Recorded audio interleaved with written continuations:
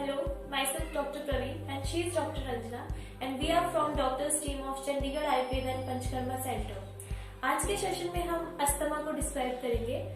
Asthma यानी जिसे आम भाषा में हम दमा कहते हैं और आयुर्वेद में हम इसे तमक श्वास कहते हैं। इस रोग में मेनली हमारे जो शरीर के 3 एलिमेंट होते हैं, वात, पित्त और कफ। इस रोग में वात और कफ दोष जो है वो विकृत हो जाते हैं। वात के विकृत होने से कफ दोष मार्ग में अवरोध ला देता है, जिससे प्राणवायु स्रोतस में अवरोध आ जाता है और व्यक्ति को सांस लेने में तकलीफ होती है। और मॉडर्न में इसमें जैसे कि आप कहते हैं अस्थमा यानी ब्रोंकाइटिस, ब्रोंकियल अस्थमा, तो जो ब्रोंक्यूल्स होती है हमारे रेस्पिरेटरी ट्रैक्ट होता है उसमें स्वेलिंग आ जाती है। स्वेलिंग की वजह से वो नैरो हो जाते हैं और हमें सांस लेने में व्यक्ति को तकलीफ होती है। तो डॉक्टर साहब आप हमें इसके कुछ कारण के बारे में यानी कॉजेज के बारे में बताइए। हाँ, जैसे कि आपने बोला ही है कि अस्थमा पे मेनली क्या होता है कि जो हमारे स्रोतस होते हैं वहाँ पे क्या होता है कफ मतलब जो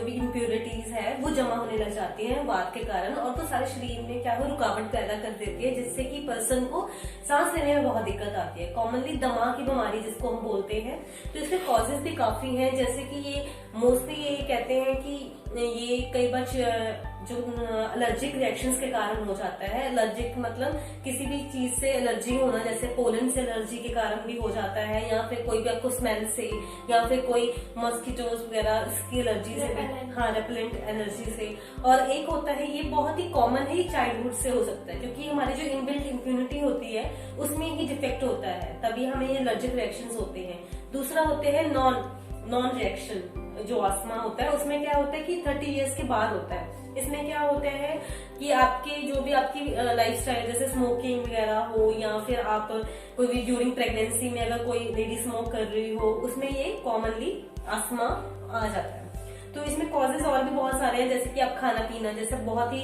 ड्राई फूड खा रहे हो या फिर बहुत ही कोल्ड फूड बिवरेजेस वगैरह ले रहे हो, तो इसकी वजह से क्या होगा कि आपका कफ बहुत ज्यादा प्रकोपित हो जाता है, इससे कि हमारे जो स्रोतस होते हैं उसमें अवरोध हो जाता है, जिसके कारण पेशेंट को बहुत ही सांस लेने में दिक्कत के साथ साथ उसका जो थ्रोट है वो भी सो रहता है, उसकी आंखों के अंधेरा से छाने लग जाता है, या पैनिक अटैक्स आते हैं। तो ये काफी सिम्टम्स हैं। बाकी आपका एक्सरसाइज, अगर आप बहुत ज्यादा विग्रेस वेट लिफ्टिंग कर रहे हो या फिर बहुत ज्यादा हैवी एक्सरसाइज कर रहे हो और साथ के साथ आप ठंडा पानी पी रहे हो, इसकी वजह से भी अस्थमा इसका कारण है। बाकी आपकी जो बहुत ज्यादा अल्कोहलिक है उसमें अस्थमा बहुत प्रॉब्लम है। और बाकी जिनकी जो कोई भी इंजरी हो, चेस्ट इंजरी हो जाए, जिससे क्या है कि आपकी चेस्ट में जो भी इंजरी के कारण ब्रोंकियल्स है वो दब जाए या फिर उन पे आ जाए, तो उसके कारण भी अस्थमा हो जाता है। तो इसमें जैसे कि अब मैंने आपको कॉजेज बताए हैं, तो इसमें मेनली पेशेंट को ब्रेथनेस के अलावा और कौन कौन से सिम्टम्स आते हैं? जैसे कि आपने बताया मेनली इसमें हमें देखने को मिलता है ब्रेथलेसनेस, मतलब जब हमारे ब्रोंकियोल्स नैरो हो जाते हैं, पेशेंट को सांस लेने में बहुत तकलीफ होती है, यही उसका मेन सिम्टम्स है। और इसके साथ साथ हमें इसमें वीजिंग साउंड आती है, क्योंकि ब्रोंकियोल्स कंस्ट्रिक्ट हो गए हैं, तो वो एयर जब उसमें से पास हो रही है तो वीजिंग साउंड हमें देखने को मिलती है। और कफ हो जाता है इसमें, जो कि रात में बहुत ज्यादा हो जाता है, तो पेशेंट को सोने में भी बहुत तकलीफ होती है। ये मोस्टली रात में हो जाता है और अर्ली मॉर्निंग, और ये कभी कभी स्प्यूटम के साथ होता है और कभी कभी विदाउट स्प्यूटम भी होता है। और इसमें यही सारे सिम्टम्स होते हैं। हम मोस्टली तो यही सिम्टम्स होते हैं। बाकी आप जैसे आयुर्वेद में हमारे श्वास में जैसे महाश्वास है, ऊर्ध्व श्वास है, तमक श्वास है, तो ये तमक श्वास के अंतर्गत आता है। तो इसमें क्या होता है कि आपको पेशेंट को छिन्न श्वास है, छिन्न श्वास में क्या होता है पीरियडिक अटैक्स आते हैं। तमक में क्या होता है कि आपको बहुत ही फोर्सफुल ब्रीदिंग होती है, तो इसमें तमक श्वास में क्या वाता और कफा दोष विषेद हो जाते हैं। तो इसमें हम होम जैसे कि आप कह सकते हो कि इसमें मेडिसिन भी बहुत ज्यादा पेशेंट क्या है कि बहुत ही मेडिसिन के साइड इफेक्ट्स के कारण भी इसमें प्रॉब्लम आ जाती है। कई बार पेशेंट को कोई चीज की मेडिसिन ले रहा है, उससे कारण क्या होता है कि आपके दोष सारे प्रकोपित हो जाते हैं।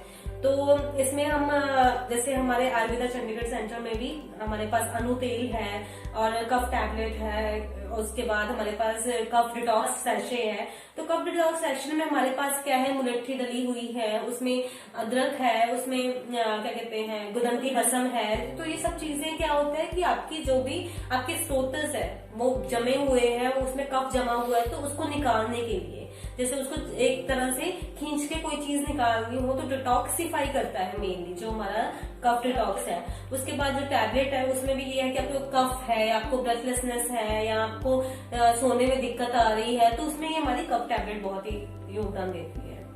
जैसे आपने बताया ये कफ डिटॉक्स, और कफों के साथ साथ इसमें ये ब्रोंको केयर सिरप यूज करते हैं हम, जिसमें वासा, कंटकारी, चित्रक मूल, मुलेठी, पिपली, ये सब हर्ब्स पड़ी हुई है। ये हर्ब्स सारी नेचुरल हर्ब्स सारी नेचुरल हर्ब्स है। ये हर्ब्स ब्रोंको डायलेशन में हेल्प करती है। जैसे ब्रोंकियल्स, इस रोग में ब्रोंकियल्स कॉन्स्ट्रिक्ट हो जाती है तो ये ब्रोंकियो डायलेशन में हेल्प करती है। और जो वहाँ पे जमा हुआ कफ है, म्यूकस है, उसको वो लुब्रिकेट कर देती है ताकि वो आसानी से बाहर निकल जाए। एक्सपेक्टोरेंट का काम करती है ये सिरप। और ये अनुतेल भी हम इसमें यूज करते हैं। ये हम नॉस्ट्रल्स में डालते हैं जिससे कि नॉस्ट्रल्स में लुब्रिकेशन प्रोवाइड होता है। और जैसे हमारे आयुर्वेद में कहा जाता है नाशा ही सुश्रुद्वारम, तो ये आई के रोगों के लिए, नोज के रोगों के लिए, यहाँ तक कि सिर के रोगों के लिए, इसे हम माइग्रेन पूरे सिरदर्द जी जो ऊपर हमारा पूरे ऊर्ध्व जो आयुर्वेद में कहते हैं उसके लिए ये बहुत ही इफेक्टिव है। तो इसमें डॉक्टर साहब कैसे प्रयोग करते हैं? इसका प्रयोग इसकी 2 से 3 बूंद दोनों नॉस्ट्रल्स में डालते हैं हम रात को सोते टाइम।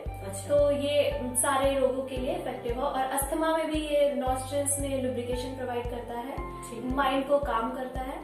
तो ये हमारी चंडीगढ़ आयुर्वेदा सेंटर्स की मेडिसिन है। बाकी इसमें आप हर्ब्स जैसे आप रेगुलर बेसिस पे भी, जैसे घर पे भी आप जिंजर टी वगैरह ले सकते हैं, तुलसी का सेवन कर सकते हैं। जैसे सुबह उठ के 2-3 पत्ते तुलसी के खा लिए या काली मिर्च ले ली, ठीक है। और जिंजर की मतलब अदरक, ये बहुत अच्छा इफेक्टिव होता है। या मुलेठी का सेवन करें अगर आपको कफ वगैरह कोल्ड हो रहा है तो उसमें हो।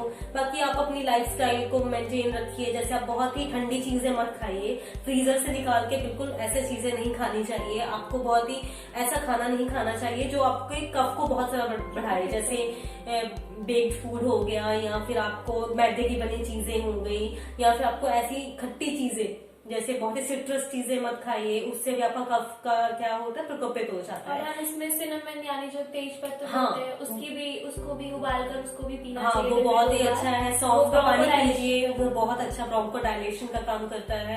बाकी डॉक्टर साहब इसमें हम पंचकर्मा का कोई ट्रीटमेंट कर सकते हैं क्या? जी, हमारे आयुर्वेद में बोला जाता है ये जो श्वास रोग है, तमक श्वास है, ये आमाशय से उत्पन्न होने वाली व्याधि है। तो हम इसमें आमाशय मतलब स्टमक से होता है ये डिजीज। तो हम इसमें ऐसा पंचकर्मा करेंगे तो ये जो स्टमक में जो एक्यूमुलेटेड कफ है, यानी कि जो कफ जमा हो गया है स्टमक लंग्स में, वो स्टमक से ही पूरे शरीर से बाहर निकल जाए। तो हम इसमें स्नेहन है, स्वेदन और नस्य कर्म और धूमपान करते हैं। इसमें हम स्नेहन करते हैं जिसको ओलिएशन थेरेपी बोलते हैं। इसमें हम अपनी छाती पे, चेस्ट रीजन पे, जैसे इसमें चेस्ट टाइटेडनेस हो जाती है, चेस्ट में कंजेशन हो जाता है, तो उसके लिए हम बॉडी पे, चेस्ट पे मेडिकेटेड ऑयल को लगाते हैं। तो उससे जो एक्यूमुलेटेड कफ है मसाज करते हैं, हल्का मसाज करते हैं, तो उससे जो जमा हुआ कफ है वो बाहर आ जाता है, इजीली बाहर आ जाता है। दूसरी हम इसमें पंचकर्मा में श्वेदन करते हैं। श्वेदन में हम स्टीम देते हैं, उससे भी जो ब्रोंकियोल्स और लंग्स में जमा हुआ कफ है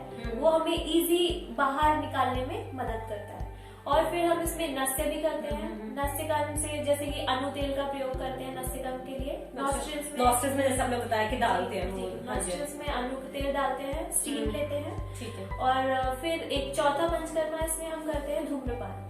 धूम्रपान हमारे पास जो हल्दी और मेडिकेटेड ऑयल की बनी हुई वर्ती होती है उसका धूम देते हैं पेशेंट को, उससे भी हमारा कफ, लंग्स में जमा हुआ कफ बाहर आ जाता है और पेशेंट को सांस लेने में इजी रहता है, उसको तकलीफ नहीं होती है सांस लेने में। तो यही हम पंचकर्मा करते हैं इसमें। और डॉक्टर साहब बाकी आप कुछ होम रेमेडीज बताइए हमारे दर्शकों। जैसे होम रेमेडीज में मैंने आपको जैसे बोला ही है कि आप तुलसी का काढ़ा ले सकते हो। तुलसी का 4-5 पत्तों को बॉईल करके, या फिर हमारे पास तुलसी स्वरस आता है, उसके 2-3 बूंदे आप दूध में मिला के, या फिर पिंच ऑफ हल्दी रात को सोते टाइम दूध में थोड़ा सा हल्दी मिला के वो ले सकते हैं, उसका सेवन करिए। बाकी आप ग्रीन टी हर्बल टी ले सकते हैं, कोई भी ग्रीन टी ले सकते हो। उसके बाद आप क्या कहते हैं उसका, अदरक है, अदरक का स्वरस ले सकते हो, अदरक को उसका काढ़ा बना के ले सकते हो। आप फेनुग्रीक सीड्स जैसे मेथी के दाने हैं उनका काढ़ा बना के ले सकते हो। तो ये सारी चीजें हैं। आप नॉर्मल स्टीम भी ले सकते हो घर पे भी, अगर आपका घर में थोड़ा प्रॉब्लम आ रही है, सांस लेने में दिक्कत आ रही है, तो उसमें थोड़े से आप मेडिकेटेड या फिर आप तुलसी के ही पत्ते डाल के उसकी स्टीम भी ले सकते हो। तो इससे आपको बहुत रिलीफ मिलता है। तुलसी तो इजीली अवेलेबल होती है। हाँ, इजीली अवेलेबल। तुलसी सबसे कहते हैं कि सबसे अच्छी औषधि है अस्थमा के लिए। तो मोस्टली जो भी इन्फेक्शंस है, जो भी हमारे बैक्टीरियल वायरल इन्फेक्शन है, उसमें तुलसी बहुत ही क्योरेबल है, मतलब बहुत अच्छे रिजल्ट्स देखते हैं। और हमारी काफी औषधियों में भी तुलसी का सेवन मतलब डाला हुआ है, एक्सट्रैक्ट डाला हुआ है, तो ये काफी अच्छी है। और जो मरीच है वो हाँ। हमारे घर में जो काली मिर्च होती है वो ब्रोंकोडायलेशन का काम करती है। हाँ। तो अगर आपको तुरंत इमरजेंसी रिलीफ चाहिए तो आप तुलसी का चूर्ण भी ले सकते हैं। दिन में 2 बार तुलसी का चूर्ण लीजिए और वो बहुत ही इफेक्टिव है अस्थमा के लिए। तो फिर इस आज के सेशन में हमने आपको अस्थमा के बारे में काफी बताया। बाकी आप अपने हैबिट्स को सुधारिए, मतलब सब चीजें आपको एक ऐसे करनी चाहिए कि जैसे जिससे आपको कफ न बढ़े। तो आज का सेशन हम यहीं पे कंप्लीट करते हैं। नेक्स्ट सेशन में हम किसी और डिजीज के बारे में आपको जानकारी देंगे। Thank you so much.